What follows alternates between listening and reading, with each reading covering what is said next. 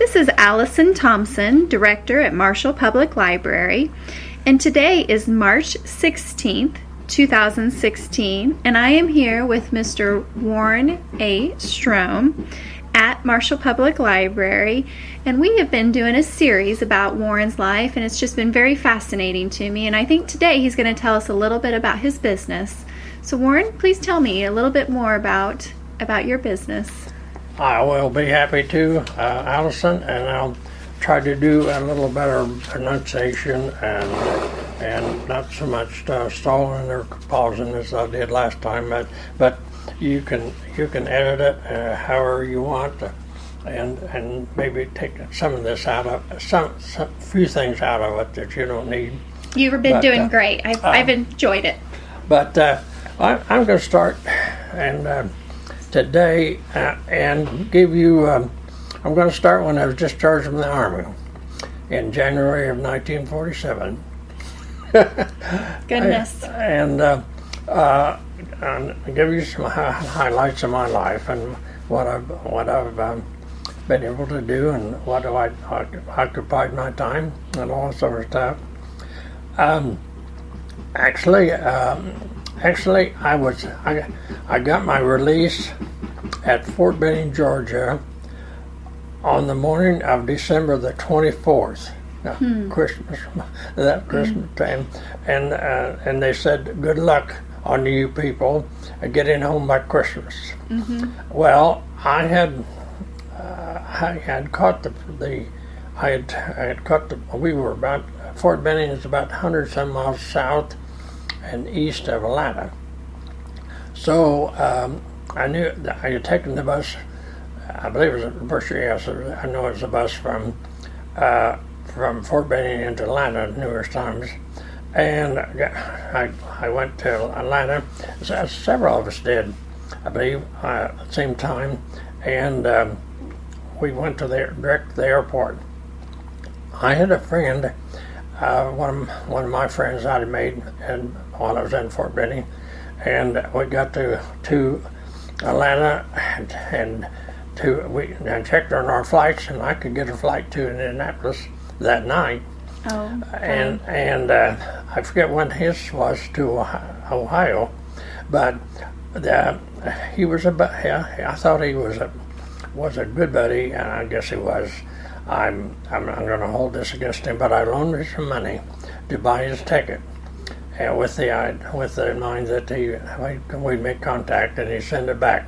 He lost my address, and because I still never saw that money. I never lost that money, but I don't know. I don't think I missed that. I was glad to help him out. So I got to Indianapolis in the middle of the night, and was waiting on the bus. The bus lines. I don't know which one it was, Greyhound maybe, that came this way. Which they were offered quite a bit of service back in those days. Mm-hmm. But the driver, I guess it was, he made me stand outside and wait about 15 or 20 minutes before he let me get aboard the bus. And it was cold, and I've been in the South for several months, not used to the northern winter, and I never will forget that. I got pretty darn chilly before I got on the bus, but I got the bus, and he headed west. I got to Marshall, Illinois, and about 5 o'clock in the morning, Christmas that's morning. Great. I was Santa Claus, I guess. No. My release was not effective until the 3rd or the 5th of January, I forget it was. And I was, I guess, sometime before that, a buddy of mine had, I was back up in the summer, and I had never been to Florida. So we from Fort Benning, we hitchhiked to Florida. And we didn't get down there till it was I don't know, it was midnight, but it was late in the evening, and everything was full. We could not find a sleeping room at all. So best that we could find was a grandstand on their yard, similar to what Marshall has, just very similar. Only it had a seat all the way around on the inside with the back. So we just conked out on, he and I did, and we was sleeping good until a police officer came by about daylight, and he woke us up and said we couldn't stay there longer. Well, but he didn't. I was saying to take care, thank goodness. And so we started looking, and we stayed 2 nights, and we found us a room that second night, and then we had hitchhiked back to Fort Benning, and it was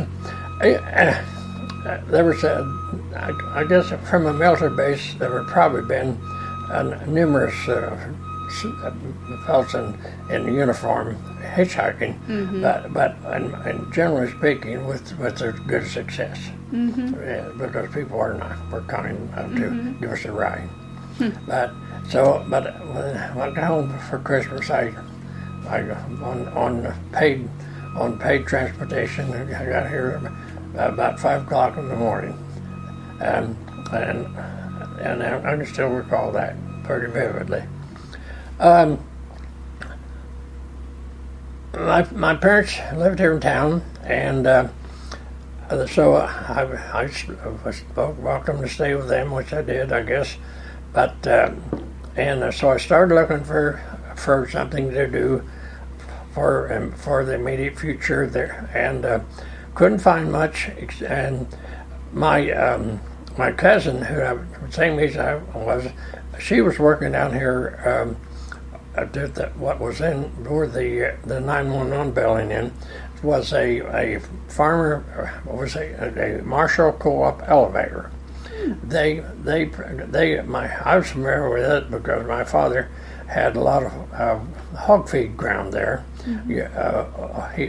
oats and corn, and then put the supplement in it, and then it was all ready to when he took it home. So my cousin, she was working down there in the office. Because they had a lot of, when a customer, they did a lot of business, and a ticket had to be made for everything they sold, and they grinded and so on. So I worked down there in that office for that spring for a while, and then they had a situation, and they needed someone to go to the country and haul ear corn in, so they could shell it and grind it for livestock feed. So my father had, some year or two before that, he had bought a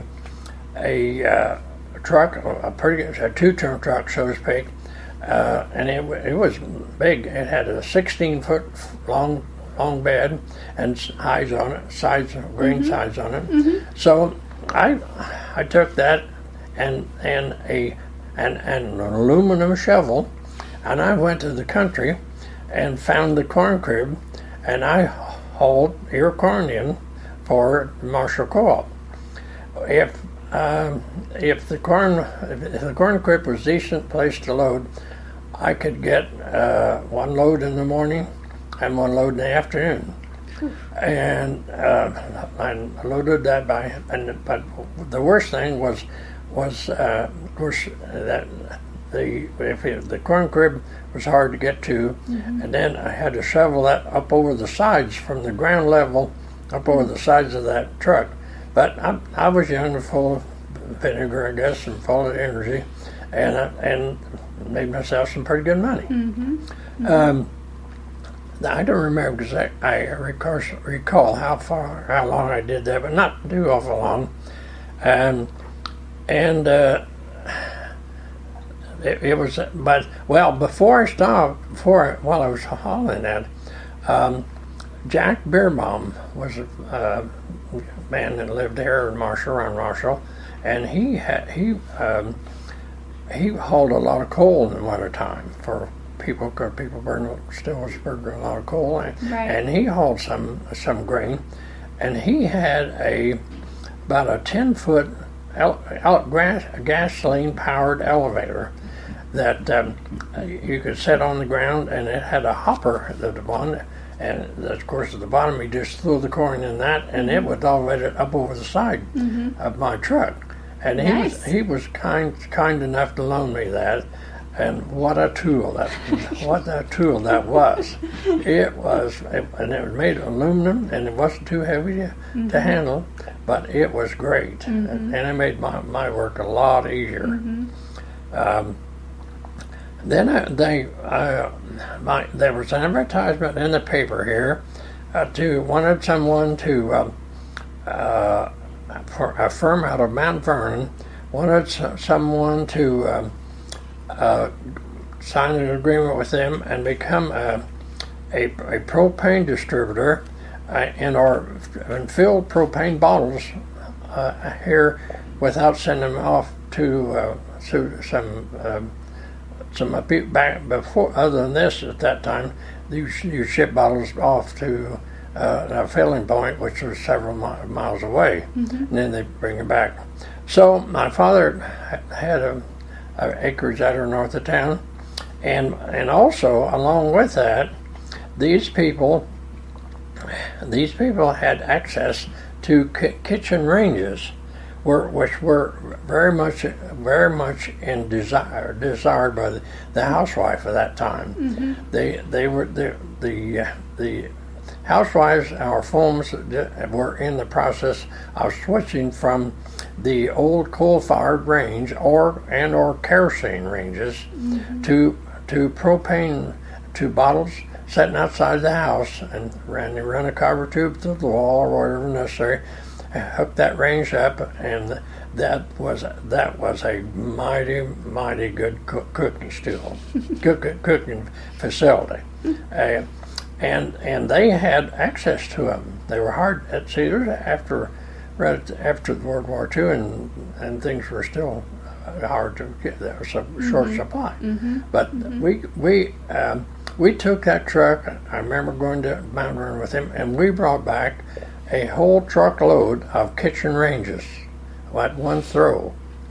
And we advertised a little bit, and we had all kinds of buyers for those ranges. If I remember right, installation and everything was approximately between $125 and $150.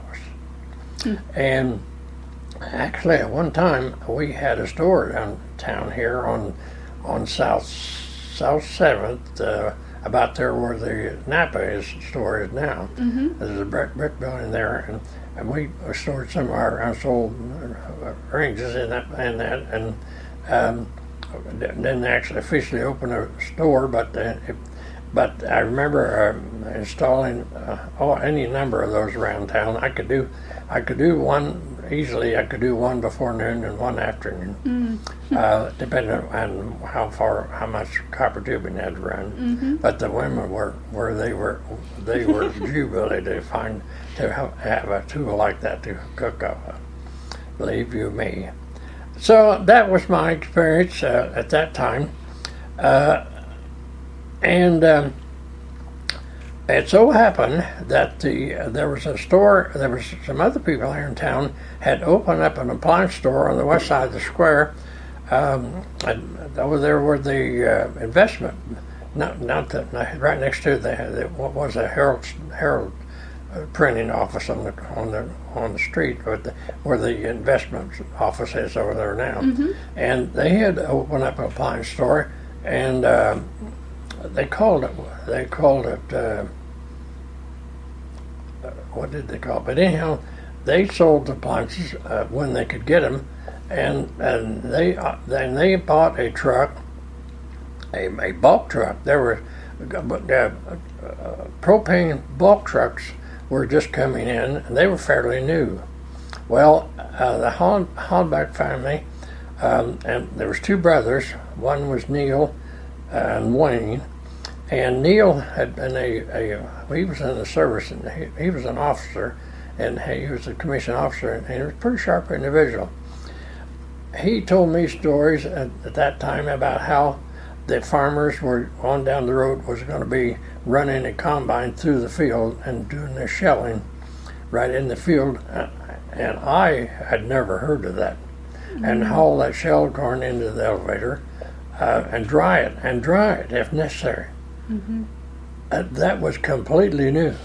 That was completely new, because farmers were still shucking by using the pickers and putting the corn in corn cribs, ventilated corn cribs, and where over the winter, through the normal winds and so on, so that corn would dry. But it couldn't be too wide a crib, because then the corn wouldn't blow clear through it.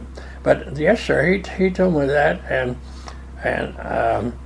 it was an all new theory and so on, and it wasn't a few years till it came to pass.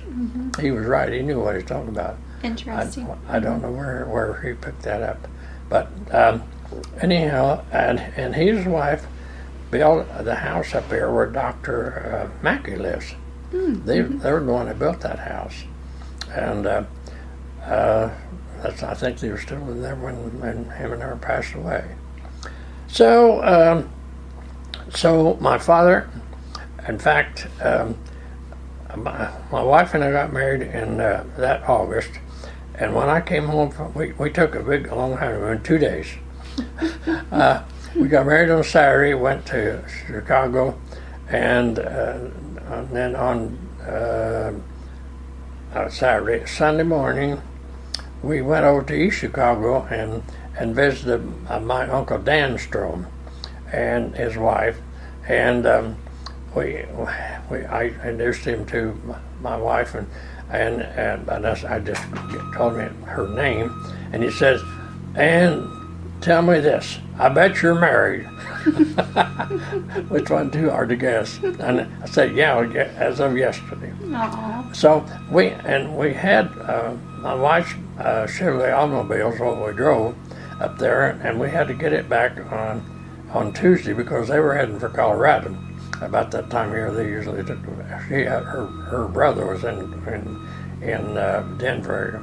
So we left up there in that East Chicago area, and we came to Springfield and went to the state fair. The state fair was on, and that was kind of a big deal for us. And we got home late Monday afternoon, and when we were supposed to, and her parents left then on Tuesday. So, but in the meantime, my dad had decided. Well, we had bought. He owned acreage out here about where the Mexican restaurant is there. When he owned that field over there, and we bought he bought a 6,000 gallon tank and had it installed out there. It was set on concrete supports, and we made a little building. This before I got married. Back up just a little bit, and we filled propane bottles out there. But he had done some reading or talked to the Honvex, I guess, and he decided that we wasn't going to get any bigger in propane business, which probably was a mistake at the time. But so he sold out to them, and they moved that tank off of that site, moved it down here to what was the old east edge of town there, about where the train elevator was, north of that somehow. And then they I don't know whether they operated with more than one propane truck or not, but they offered propane delivery about that time, and we ceased to be in the propane business.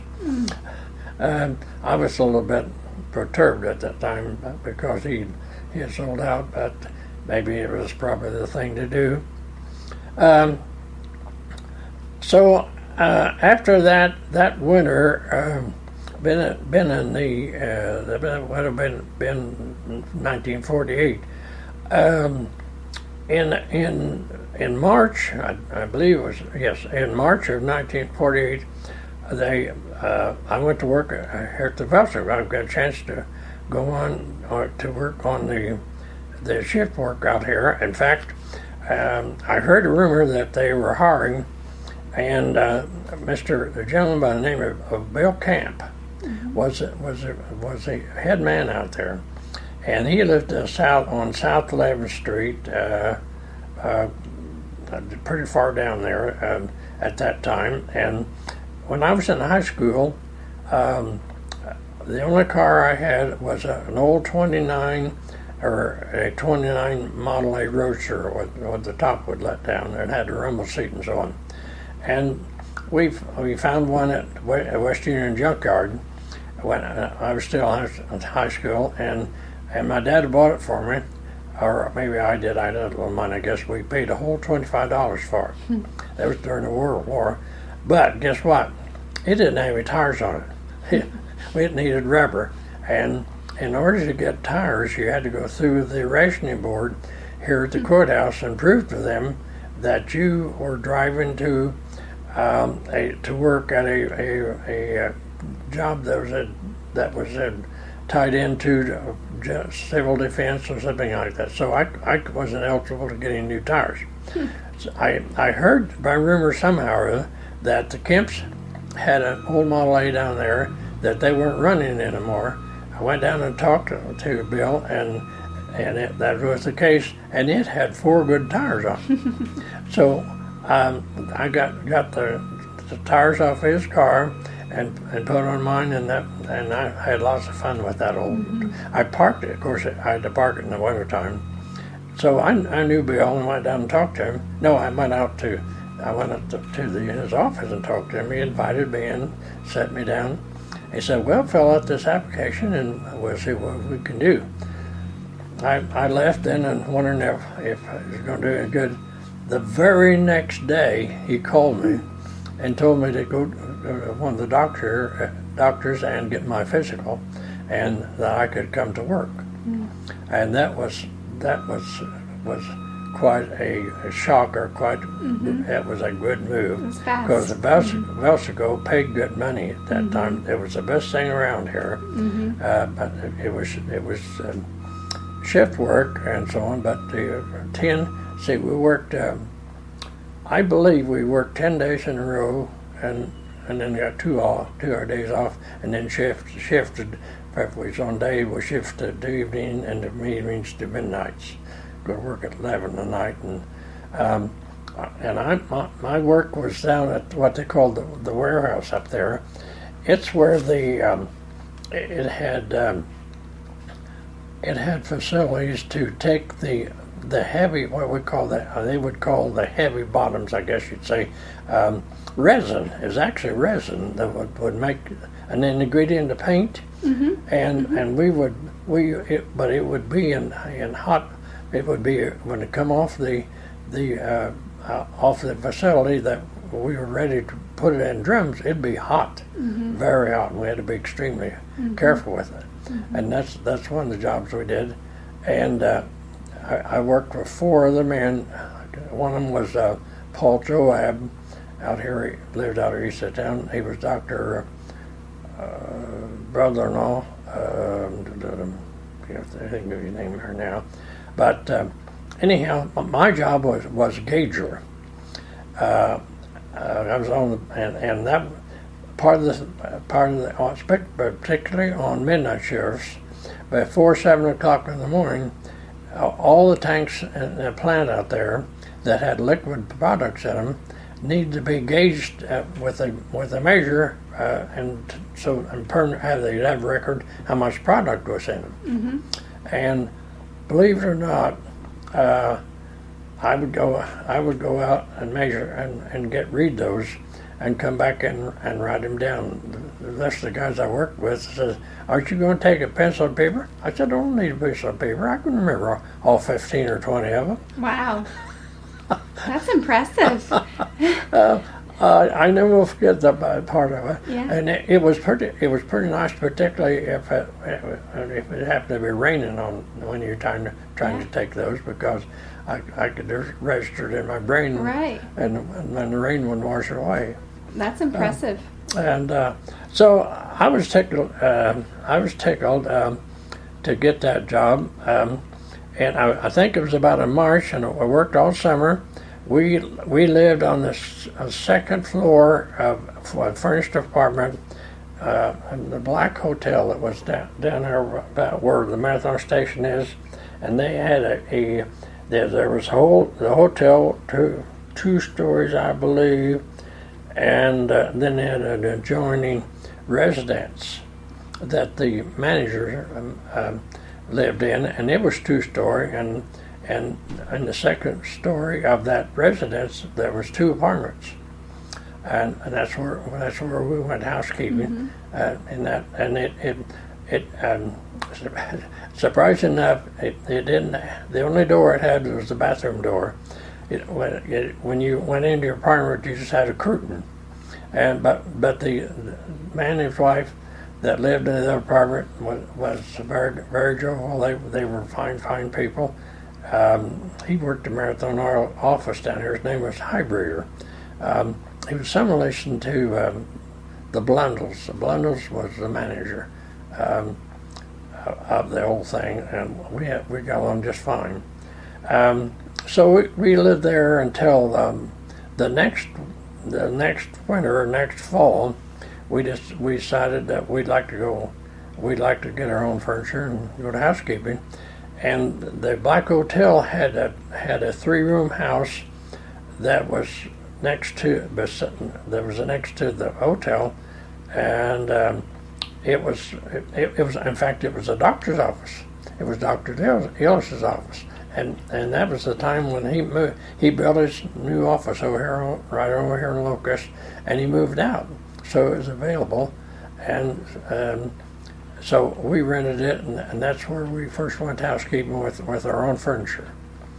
One of the things that we bought, I never will forget, that was the refrigerator. Didn't know what thing. I can't remember whether it had a freezer on the top of it, I'm sure, but Shelvador was the name of it. It was the only brand that had shelves on the door, and they called it Shelvador. It cost us $339, I believe, but that was quite a toy. And we were, I know my wife and I were so proud of that because nobody else had one, scarcely a few of them around, and it was very, very handy. So we lived there, and nothing, what do you think happened? My wife got pregnant when we still lived in the apartment, and she was due delivery in March or February, I believe. And we got come February that year. I had been on the list of people that wanted to buy new automobiles down at the Chevrolet. Ralph Gechter run that garage at that time, and he was a pretty good friend of my father-in-law, Clayton Rhodes. Clayton bought a lot of parts off of him, I'm sure, because he ran the independent garage uptown here, and they had pretty good business back at that time. So that winter, about February, well, Becca was born the 3rd of February in 1949, and Ralph called and said he got a new car in, if we wanted it, he'd let us have it, and so we was very much excited about that. We had saved enough money from my work out at the Vesco to buy all of our furniture and have it paid for, and we had enough money on hand to pay about $900 on that car. It cost us $1,594, I believe is what it was. And we borrowed the rest of the money from our grandpa who lived up by Oliver. Anyhow, and it was something else because they went to a new style of body that year. It was a kind of slope back. It was a 2-door slope back a car, and it was maroon. While she was in the hospital, Brittany, that baby, I would drive through West Road and cross the Braid and I had more than one individual pull alongside me and do like want me to crank my window down. It wasn't an electric window; it was crank. So I cranked the window down and said they would ask me if I wanted to sell that car. I had more than one do that, and I said, "What?" I said, "No, I'm sorry, I don't want to sell this car." It must have been a good-looking car. It was a good but I could make some money, but I'd have been well. I used the old my parents before that. I used my old parents had a Plymouth 4-door Plymouth, the old style. That we had bought during, and my parents used all during World War II, my dad worked on the state highway, and he was a supervisor, and they furnished him a car, so I didn't inconvenience them. But he didn't use it for a bit of the evening, but anyhow, that's what we used for transportation until we got that new car. We had that. We drove that car for until 5 years, or we got that. That was a 49. Yeah, that was a 49, and we drove it until 54, and it developed a knock in the engine, pretty prevalent, and had some mechanics look at it. That's when I would start working at West Union. And of course, I drove it back and forth because we lived here, and I was a good friend of mechanic down there, and they said, "Well, we think it's a timing gear, make that noise." And they said it won't hurt anything, but they said one day when it quits making that noise, your engine will stop and you won't go farther. It'd be so. I continued. I took a chance and went and drove it, but I traded it off to a brother of the lady, a gentleman by the name of Bob Monk. He was originally from West Union. In fact, his sisters worked for me there in my oil business, and he was in the used car business to some extent down at Gordon, and he had a 1954 two-door Chevrolet, but it wasn't the slope back. It was generally speaking, back then, I had driven that car 5 years and had almost 50,000 on, or 50-some thousand on, and it was generally conceived then or thought of as, well, that engine is wore out, of all things. It's different now, isn't it? Yes, you just will accept if you get 50,000 miles on your engine on your automobile, you're doing well. And it's the engine wore out. You got to overhaul it. And of course, that's what. And so I traded it off, and the fellow that traded with me, I told him about it, and he heard it, the engine making the noise. Darn it, and then he drove it some around, I guess, and it conked down on him completely before he got rid of it. And I felt kind of bad about that. Oh, and also, one of the things I see in my notes here, I missed one item, which was kind of a big item. The state of Illinois at that time had passed a law whereby if you was a military veteran and you got discharged, lived in the state of Illinois, they had a fund that you could draw $20 a week for a year to help you get started. That's good. Yes, that wasn't peanuts. That was pretty good. That was pretty good money, but I don't know whether because of my upbringings or, but there was kind of a general feeling that if you didn't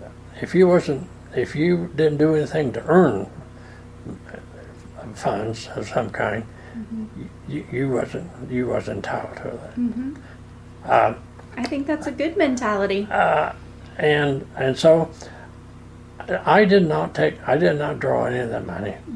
Now, and I thought about it later, and well, even at that time, the people, some of my friends drew that 20 what they called 5220, is what they called 5220 money, and those people that draw that, I don't look down at them. I don't think they did anything wrong, or they should have done it. Just because I didn't draw it, there's no reason they should not do it. So I want that. I still feel that way. I still do. So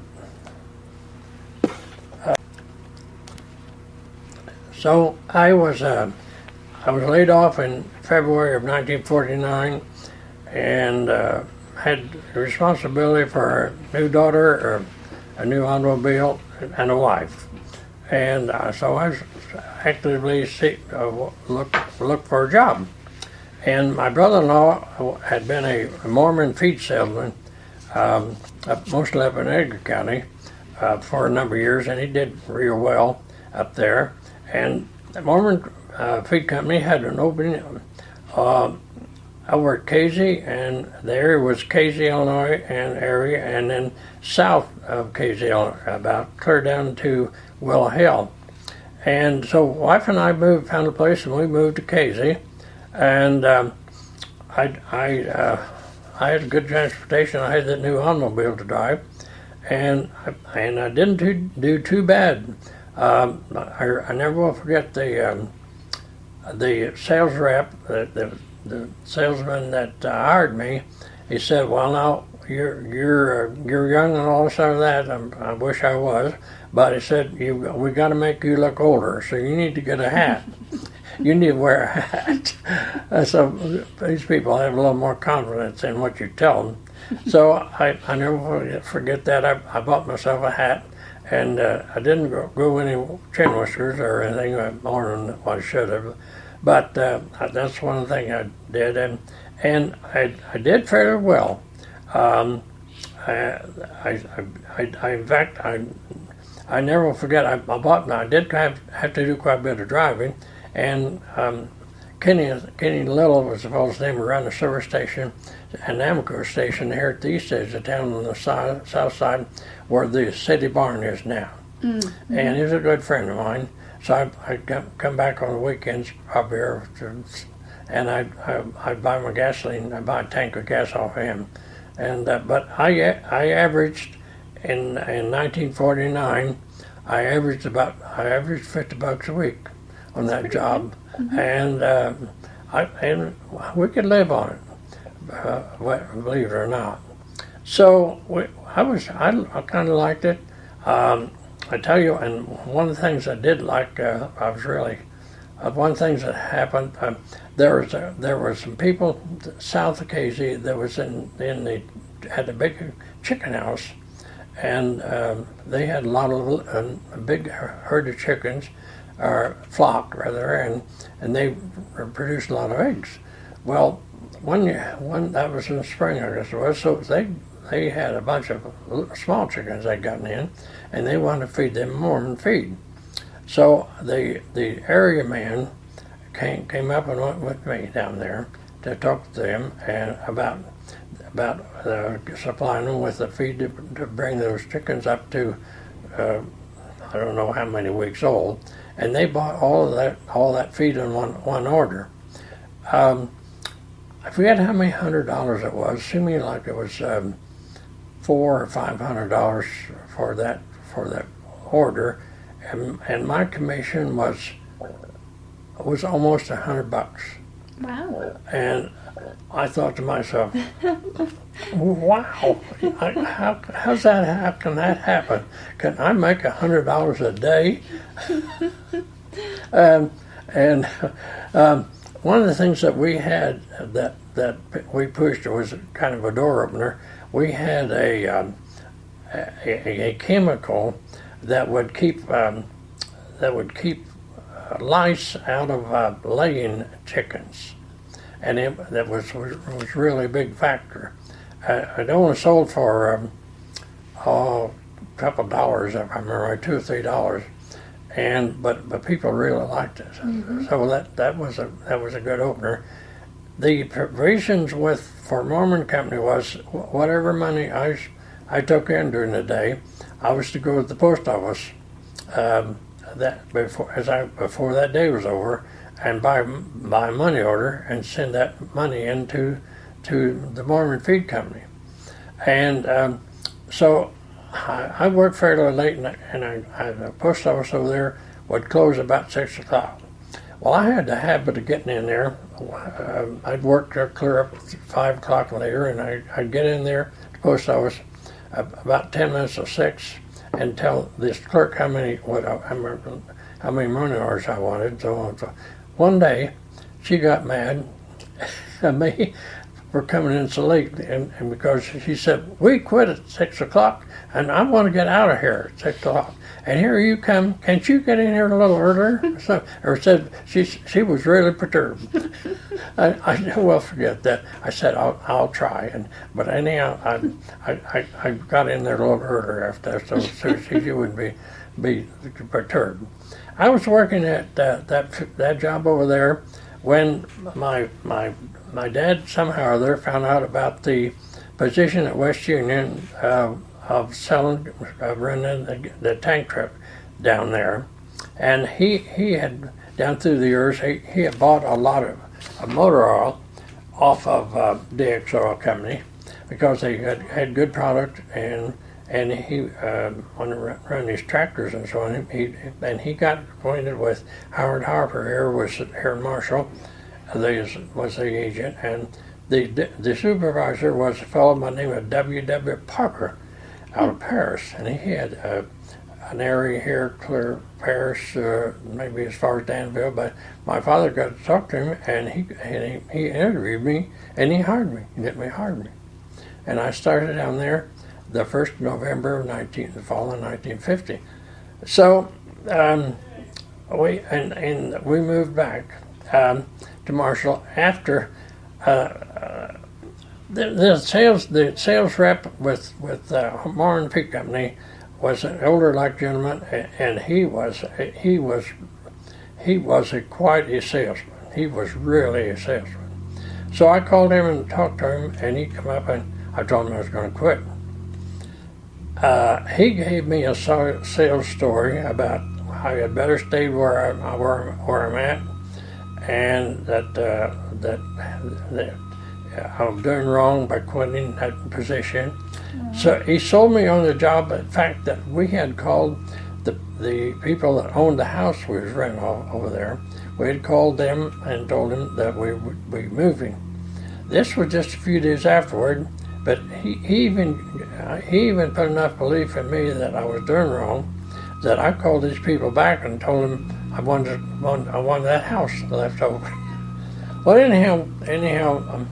We did. We didn't stay. I started on there, and I was happy ever since. The lady that I bought her truck. It was a Ford truck. She had just bought new in the spring of 1950.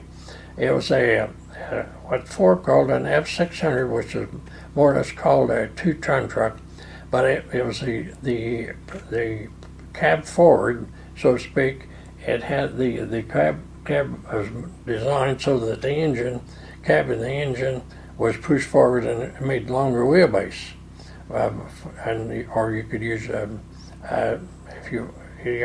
was handy to turn and so on and so forth.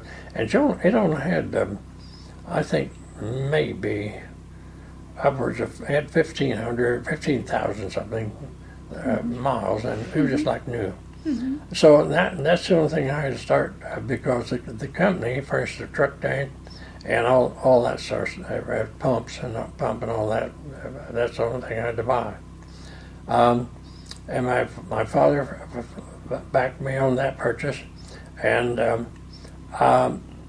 the lady that I bought out, she stayed on and worked with me as my bookkeeper down there, and she also we sold a lot of merchandise right directly out of the warehouse, mainly motor oil, and she worked for me for 34 years. Oh wow! 34 years. She was her father was the agent there before she took it over, in fact. And West Union was a lot bigger, a lot more active than now.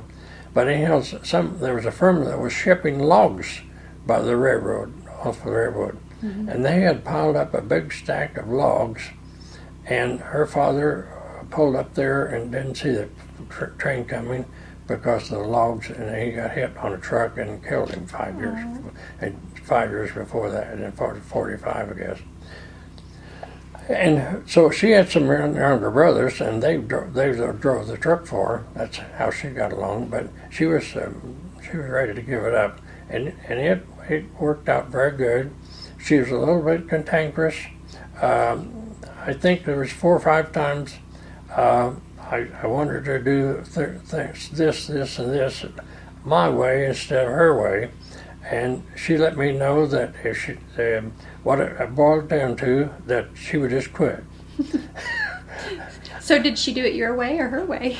She continued to do it her way because we couldn't find a house to rent in West Union or buy that time. And so I guess we could find the shells or something. But anyhow, it wasn't but maybe a year or so after I started on there that the Hudsonville School District closed the grade school down there in West Union. It was a pretty nice building, but they decided, and they would bus all the kids into Hudsonville. Well, we decided that if our children was going to have to ride a school bus, or if there was going to be no grade school in West Union, to attend their school activities was going to be in Hudsonville or Marshall 1.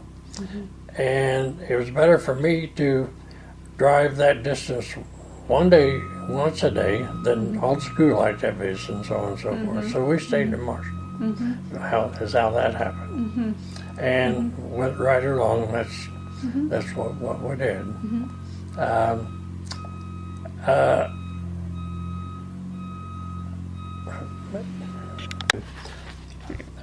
One of the items that happened that could have turned out worse than what it did, Ann was pregnant with our second child, and we had a nice little bungalow house over there, but she stepped out of the back door one day and she fell plunk right on the concrete on her tummy. And I forget how many weeks pregnant she was, but anyhow, she went to her doctor, and we waited a few days, and she didn't do any damage to either the child or except Carol. We named her Carol, and she's always been small. She only stands about 5'6" or something like that. Weighs a whole. If she gets up to 110 pounds, she thinks she's way overweight. But I don't know what that cost her. Let me get started on what happened to me after August. We had a restricted area that we could sell in. And the DXO company was located in Tulsa, Oklahoma, but they had what they called a district office in Terre Haute. That's where we did all our business with that district office. We made a ticket, a tank wagon ticket on everything we sold, and we didn't sell much for cash, but if we did, why, we went to the post office again and bought a money order and sent all that money. Most of it was checks, so we sent all that money to Terre Haute. And then I was, as an agent, I assumed the responsibility for all of the motor oil and grease containers that was in the warehouse. Of course, they brought in an auditor, and they checked all of it, and when I started, then I was responsible for that and all the fuel that's in the tanks.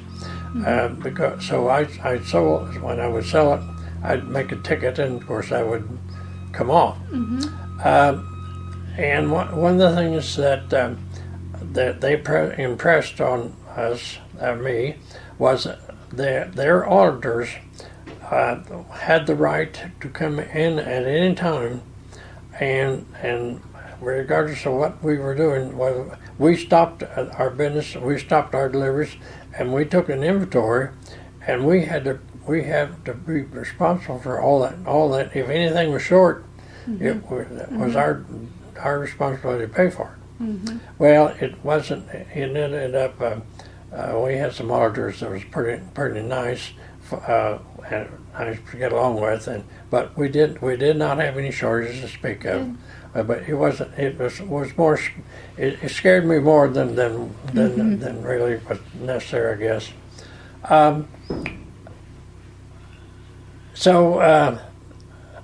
We had a territory man, Mr.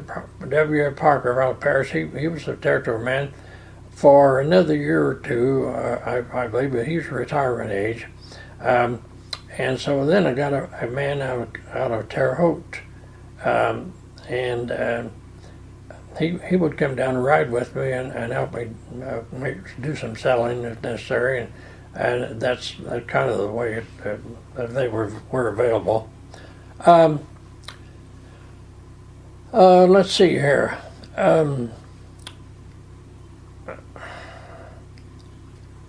We had a service station there in West Union that I would haul product to, but if you could call it a service station. The only thing that caused it to look like a service station, there was gasoline pumps. But there was no. It was in a building that they leased. There was no automotive lift in it. There was no air compressor. There wasn't even any water wells to draw water to put in the radiator if you had any customers wanting water. So that didn't last very long until the man who was in there as an operator, he wanted out, and we couldn't find anybody to lease that to. That on those conditions, because it just wasn't. There was just no way to make any money down there. So we dropped that. And I didn't realize, I wasn't in business very long until I realized that to get volume, to build the volume, which we were anxious to do, to build volume, we needed more retail outlets, more service stations. I had one small one out of a garage at a little town of Annapolis, Illinois, and then we supplied fuel to one in Palestine, Illinois, and it was small in size. It was just a wooden building, and it was operated by a retired railroad man down there. But Palestine was pretty much railroad center about that time. They had a lot of activities, and they still have. So this man and his wife were on vacation. That summer of would have been 51 up in Wisconsin. I returned, something happened. He passed away. But his wife was very active in operating the station, and they had no children. She just lived about half a block from there, so she was a natural for operating the station. And I usually had to take her fuel at least once a week, probably twice a week. She liked to talk a lot, and but she of course that's the days of full service, and she liked to talk, and she would make sure she cleaned the windshield. I don't know whether it actually happened or not, but the story was told that she was talking away and washing the windows so fast one day that she started washing the window on the driver's side, and the window was down, but so she washed the guy's face. Oh. It made a good story.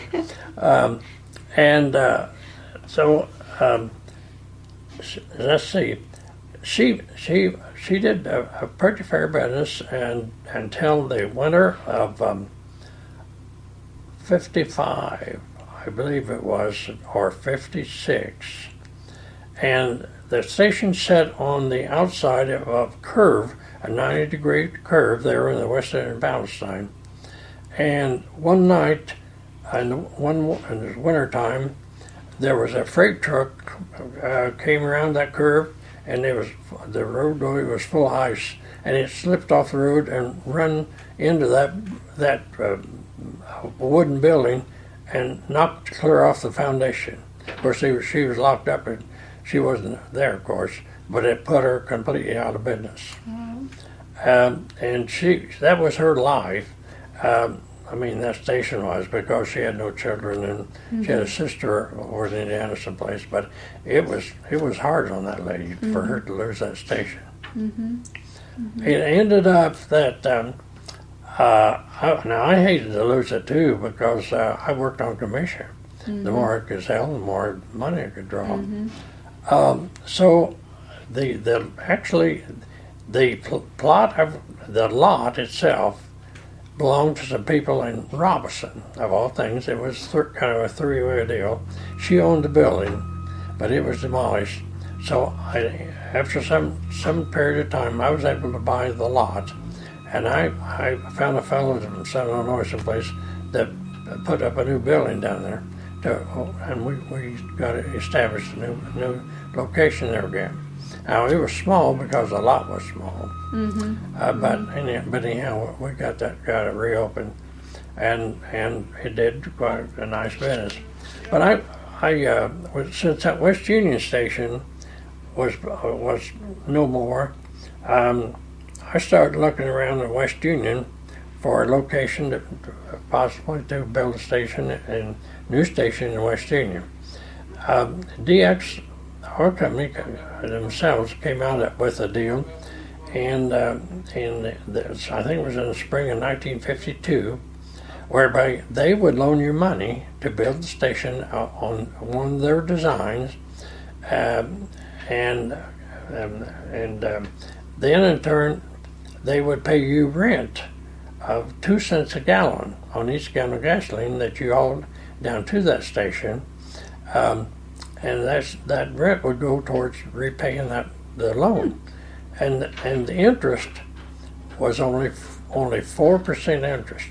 It's pretty good then. It was outstanding. So they loaned me $8,000 to build a new station there in West Union. We started it, or my uncle did, in the summer of 1952. I found my dad had an uncle that lived, and his wife lived there, and he'd operated a butcher shop, mainly hogs, which there was a lot of butchering done at that time. But he was a retirement age, and he had 125 feet, I think, on Route 1 on the east side, about where there in that neighborhood where the restaurant is now. Where there's a convenience store there. It's not open now. But anyhow, I bought that piece of property 100 feet deep and 125 feet long.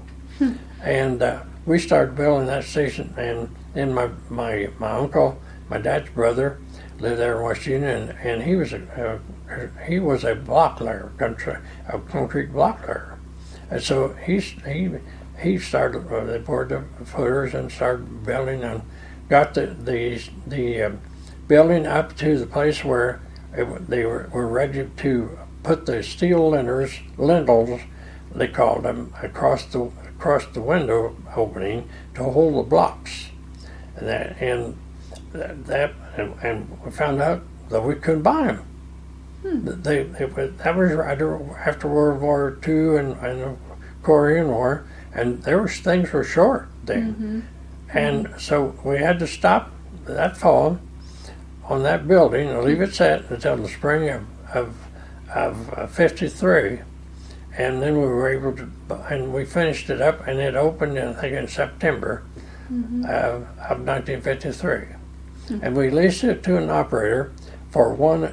He paid for rent. He paid a 1 2/10 cents, which wasn't too bad, and the operator liked that because that arrangement, because he paid that as he bought the gasoline, He had no big rent to pay at the end of the month or anything. And the more gasoline he sold, the more rent he paid, but still the more money he made. And so there was 3 other service stations at that time on Route 1 down there, but they were the old-fashioned kind, and some of them were connected with the garages. One of them was junkyard, and it turned out to be a really good investment for me and for the company both. And there was after we leased it to a man there that was well known.